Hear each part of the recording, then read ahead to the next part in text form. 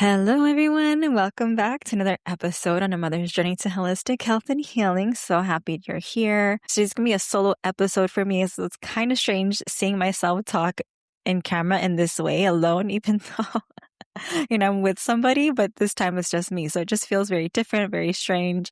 I'm still trying to get used to that. But anyway, thank you for being here. I'm going to give you a little bit of behind the scenes of what I do before I record, not just myself, but also when I have a guest on. And well, a little bit about what our episode's going to be about today. So I've done some reflection these past couple months, especially when we had Sonia on and we had the card pool on rest. That has been showing up a lot for me lately in card pools in just different ways and different messages. And so I wanted to reflect on, give us this time to think about how can we practice rest throughout our everyday life and what that could look like and mean. So we're going to get into that. Also, little side note, my son's home from school. I'm sure maybe your kids are too. Just getting over a cough and cold. So that's probably where my energy is slowly coming back to normal. Yeah, I was thinking about how we could maybe I'll have another separate podcast episode on that, on how we can really, make ourselves a priority to take care of ourselves during the break and our routines and our habits, our self-care, because it's tough when the kids are home from school, right? The routine is just so out of place. And if you're a stay-at-home mom and you homeschool, or maybe you work from home like myself, right? Trying to find that rhythm of that routine of making time for our self-care, because that's something that I'm noticing, as well as like adjusting to that. How do I fit that in? How do I fit my rituals, my practices, and all these things before, I just I'm to that point where I've hit that tolerance and I'm low energy and I'm irritable and I can feel anxiety. I've already known that I've gone too long with maybe not taking that rest, right? So we're going to get into that. What is rest? But before that, I want to share a little bit of the ritual that I do with my guests when they come on, and not just when my guests come on, but also when I'm doing a podcast recording. And so this really helps me and this is also something I practice in my everyday to day, whether it's before I yoga practice, before meditation, before I make medicines, before maybe when I wake up and the kids are still asleep, or maybe before I'm going to bed, just whenever throughout the day, is I light my incense, I light my whatever kind of plant medicine I'm using to get our sacred smoke going, to cleanse the space, to cleanse our area, to help us become present, to help us become a bit grounded and centered. And so I'm going to do that right now. I'm trying to see what I'm going to go ahead and light. That's going to light the easiest and the fastest here. And what I'm going to light here today is some sweetgrass. And there's so many things you can use to create this beautiful sacred smoke that will help you feel grounded, that will help you feel centered, calm the mind, help maybe bring in some clarity. And I always say a little prayer before my recording. But today we're just going to keep it simple and sweet and short. I take my incense and cleanse myself. I cleanse my space, and I thank the medicine, whatever plant that I'm working with. I take a deep breath. I invite you to do so as well. If you'd like to, close down your eyes if you're safe in a space where you can do so. Thank you, beautiful sweetgrass, sacred medicine, and sacred smoke. Thank you for another day. Thank you for this body that allows me to experience life. Please give me strength. Please give me the patience, the compassion to embrace the shadows, to embrace those parts of me that need extra love and tending to without judgment, but with curiosity, with gentleness. To help me move through my day with intention, to help slow down, to allow myself to rest when I need it, to listen to my body, to connect with those others and those I care about and those around me, the outside world, the elements, in a meaningful way. Thank you for bringing me and the community and those listening today together in this space. I ask you to take a deep breath, whether you want to put a hand on your heart and say a little prayer on your own or a little intention on your own. Taking a deep breath.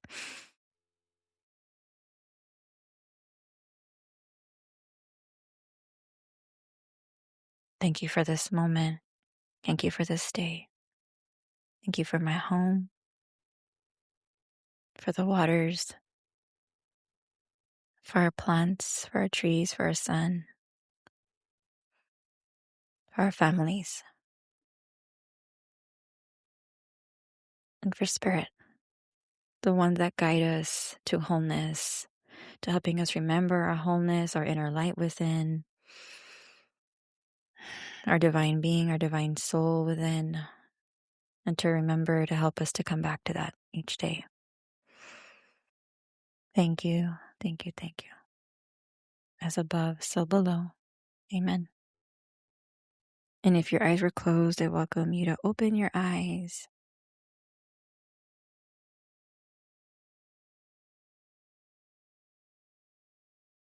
I hope you enjoyed that. It's just a little sneak peek, a little taste of some of the things, the practices, the rituals that I do with my clients. Yes, with my clients, but also with my guests and myself. So welcome in to our sacred space today. And we are going to be talking about rest. So first of all, I'd like you to pause and reflect and think about what comes to mind when you think of rest. So what images come to mind when you think of rest, right? For me, for a long time, I guess rest to me has been laying down, taking a nap, sitting, not doing anything, just being, just laying there, not doing a thing, right? And so for a lot of us, especially moms, and our moms that came before us, like our mother and their mothers and their mothers, it's pretty much in like our DNA to keep going, right? Because our ancestors, our mothers were in survival mode. They were in the go mode. They were young, maybe. They were trying to keep their kids alive and keep themselves alive. Go back even further. They were the gatherers. They create ceremonies. They, also watched upon the kids.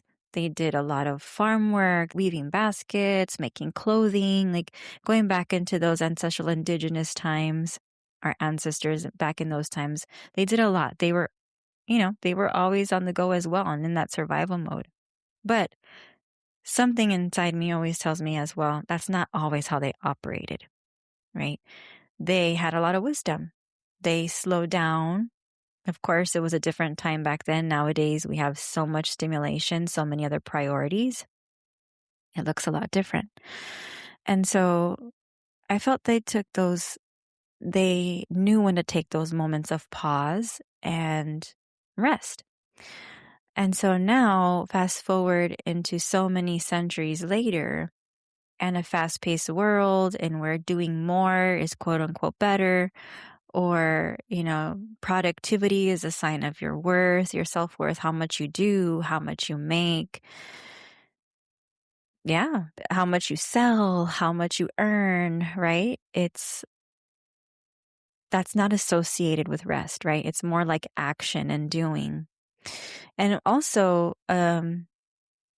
an element or season that associates with rest can be the wintertime, right? The wintertime when it's colder, the shadows, the darkness, the sun's retreating. It's not, showing as bright as much, and depending on your area where you live, of course.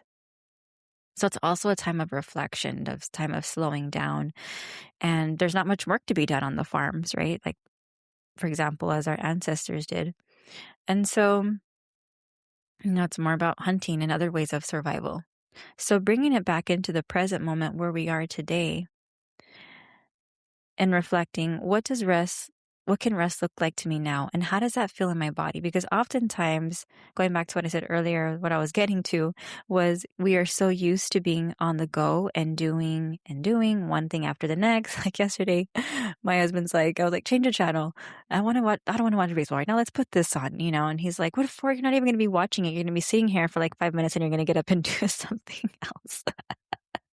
Right. And that's kind of maybe how we are, right? Is like we can sit for only for so little and then we feel like we got to go do something else, right? And that can be just after generations and generations that's embedded in our DNA. It could also maybe just be the way that we were brought up. Maybe there was trauma going around us, domestic abuse or violence or a lot of arguing and fighting and just maybe didn't feel quite safe. And so that anxiety is living in our body. And so we feel that it's moving around that anxiety, and anxiety makes you feel like fidgety, like you want to get up and do something, right? And so there's so many things that can affect, like so many reasons and why we want to be on the go and always moving. Sometimes it can be like a way of coping with maybe just some things that's very hard to deal with, any current circumstances that you're going through, pain, grief, that being busy helps you to avoid a certain emotion, a certain feeling, right?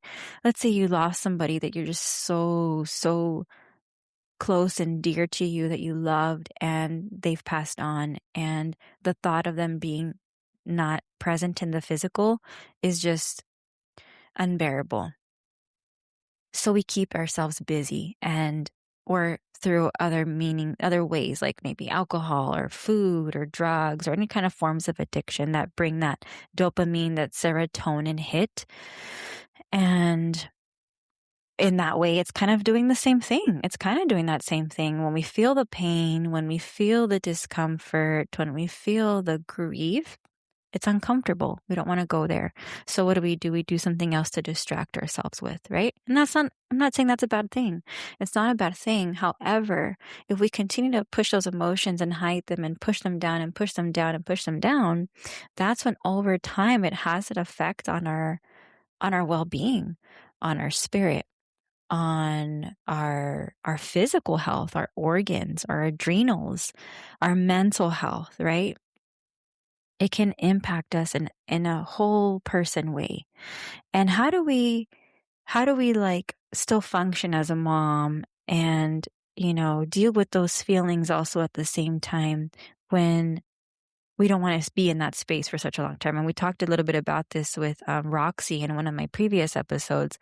And she just shared, one of the ways that when a heavy emotion is arising, whatever it could be, she just simply takes a moment to just acknowledge it. So maybe it's for you got a memory or something comes up and you're like, you feel heartache, you feel anxious, you feel terror, fear, or something, right? And you just acknowledge it, maybe putting a hand on your heart and just noticing it and naming it, right? And reminding yourself that, okay, we're physically safe, right? There's no real danger around me. And taking some deep breaths and just acknowledging it and see what that feels, to not like ignore it right away. Do you have a moment to sit with it, to acknowledge it, to just say, oh, okay, so and so grief, you're here. I welcome you, but you're not welcome to stay. Or what is it that you need me to know today? Or anything that maybe you might tell yourself that could provide some comfort, like it's okay, we're safe, or yeah, that time really hurt. You were hurt by that and it still hurts. Or, just keeping it neutral and naming it for what is, naming the truth. And that in a way can help us to, bring that back, like through that avoidance, right? Because that's kind of what it is. It's like a form of avoidance when we're on the go doing, trying to push down, suppress our emotions without maybe even knowing it. Maybe you were aware of it, maybe you're not, right? It's not a good or bad. But this might be some of that work where it starts to begin to help healing. What rest means is you start to notice the patterns of, why do I feel a need like I have to always be doing? And when I sit down, why does it feel uncomfortable?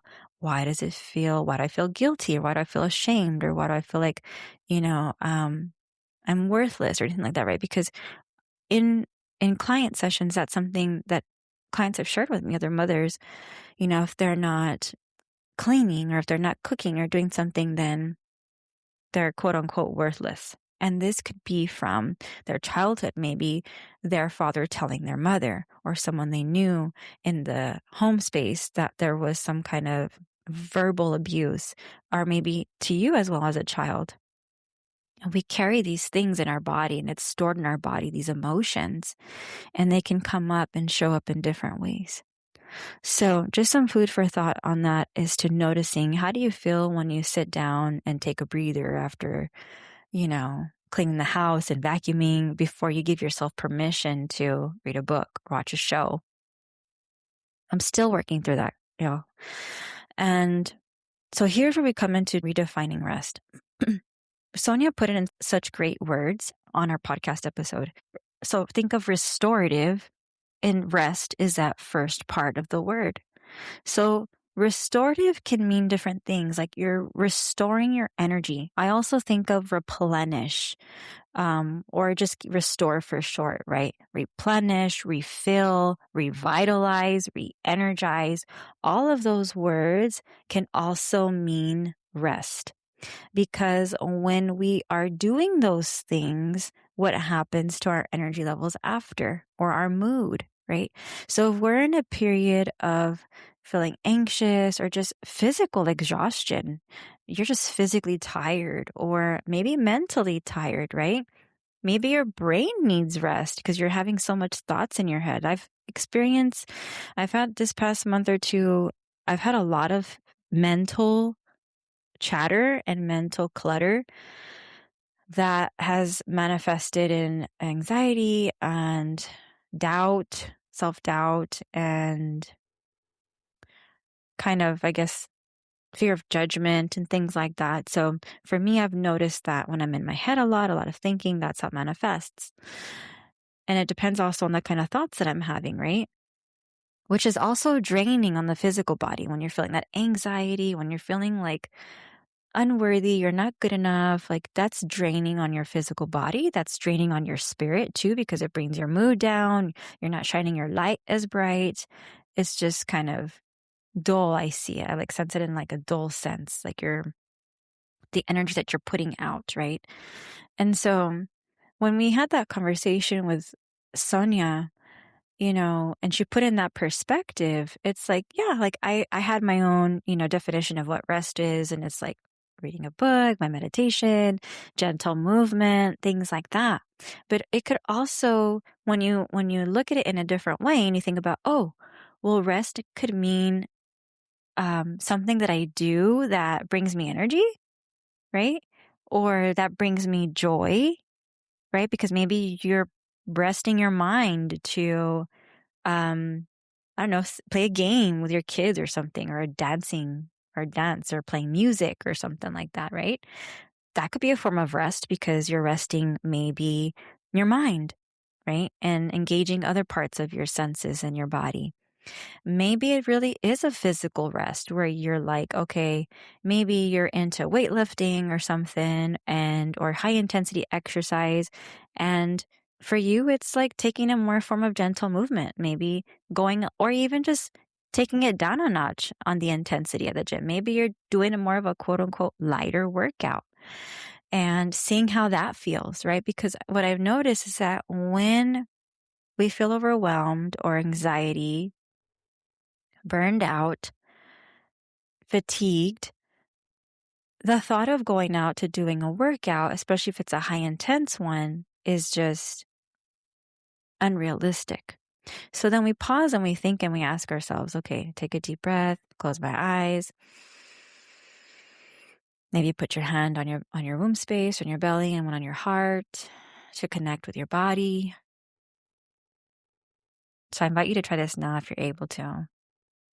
Take another deep breath in and out, slow. Then you might ask yourself, how do I feel? What do I need? Or, body, what would you like me to know right now? Or, body, how can I help you? How can I serve you? Or maybe you have your own question.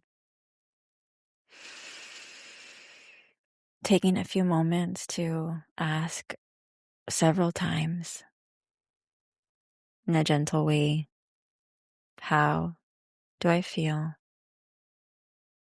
What do I need? And if you sit there with that for a few minutes, you may receive an answer. And this is a skill that takes time. So maybe you'll receive an image, maybe an image of something that pops up to you and you're like, oh, okay. Or maybe, a message will come through and a thought will come through, and that will help you to realize what it is that maybe you need in that time. So those are some things to think about is, okay, one, how do I currently define rest? How do I see rest? If I see somebody taking rest in my home, how does that make me feel? I'm going to give you an example. My husband could be having, after a long day of work in the sun, he works in landscaping, working a lot of hours through the day, and he's resting on the couch, doing his thing, doesn't mind, doesn't have an issue with it, right? Males usually don't. Just resting, complete rest. And what does the other part of me say that needs that work and attention, right? Like, oh, he should be helping me with this, or he should be doing this, or should be doing that. Why doesn't he? Why is he resting, right? We could have all those thoughts. And what does that do? Is it creates resistance. It creates, what is the word I'm looking for? Resentment, right? Which is not good either. And the way that we interact with our partner in that way. And it's also a reflection of ourselves. So that's also a reminder.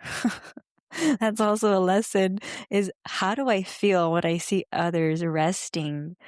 And that could be a really great place to start, really, to be honest, is what I notice that comes up in my body. Is it annoyance? Is it frustration, irritability? And why is that? I could, do the same thing, right? I could if I really wanted to. So why don't I?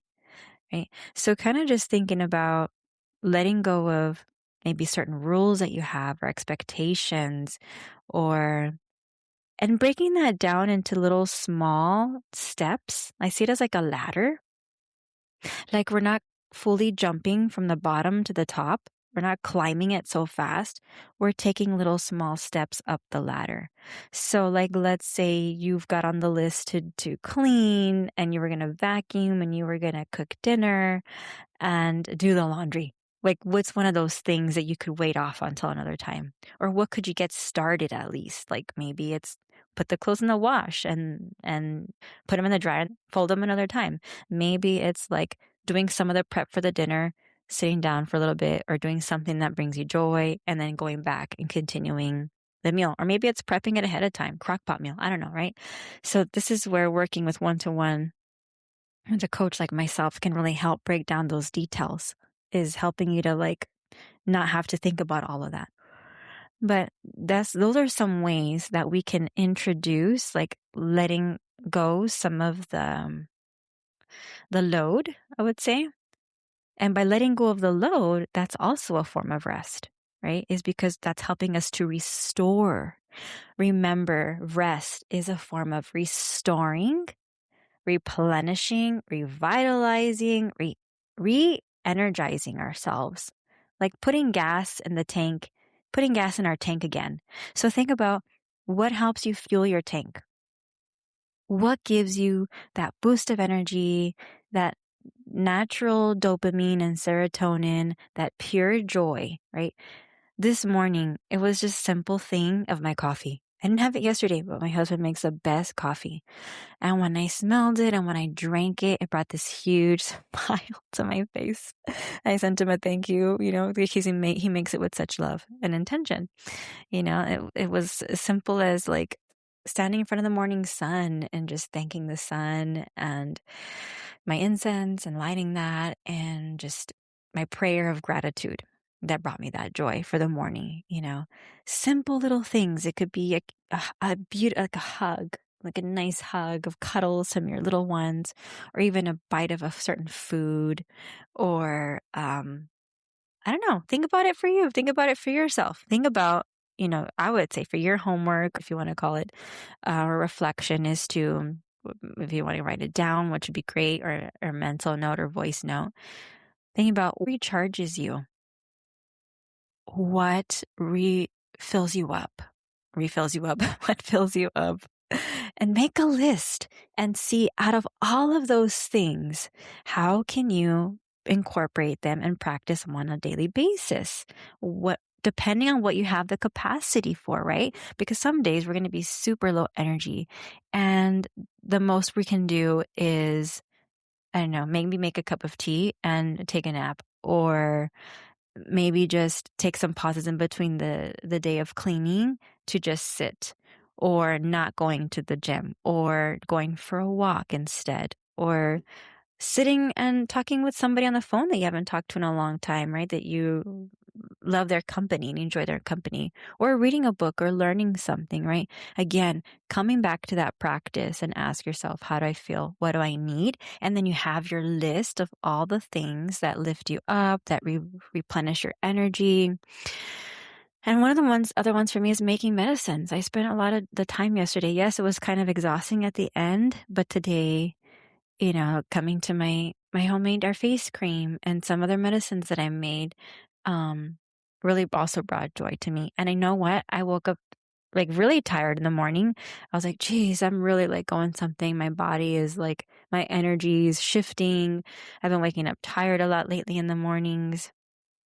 The energy to go to the gym has not so much there. And that's because I've been, sick, and my grandpa just passed away last week on Wednesday. And so there's still a lot of grief, there's a lot of energy that, it's also kind of weighing me down at the same time, but I'm still remembering to bring in the joy, and helping that to help balance it out. So giving ourselves that time and permission to rest can help raise our energy as well, and maybe different ways that we didn't realize, to help us give us that capacity to function through the day, but also still be like enjoying the company of your kids without screaming and yelling. And if you do, that's okay. We let it go. And then, coming back to center, to grounding, and connecting with those around us that we love and care about in meaningful ways. So when we give ourselves permission to do so and think about, what does rest mean to me?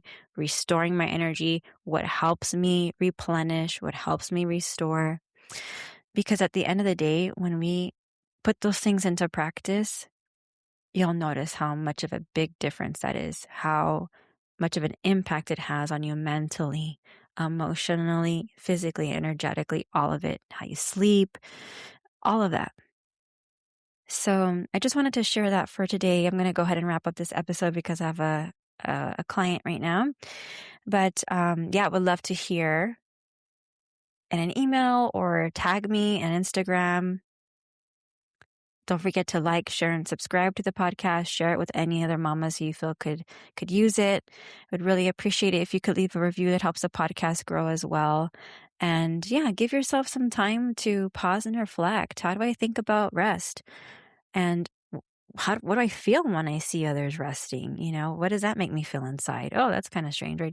Just noticing. And then, okay, what lights me up? What restores my energy? And trying that simple practice of closing down your eyes, asking yourself, how do I feel, what do I need? Or body, how can I support you? How can I help you right now? Try putting some of those things into practice, and let's see what shifts for you around how you feel and think about rest, and how you just start to practice a bit more and what you notice over time. All right, friends. Well, thank you so much for joining in today. I'm so happy you were here, and shared a lot today. I'm happy I came on, and I'll catch you on the next one. Y'all take care. Bye.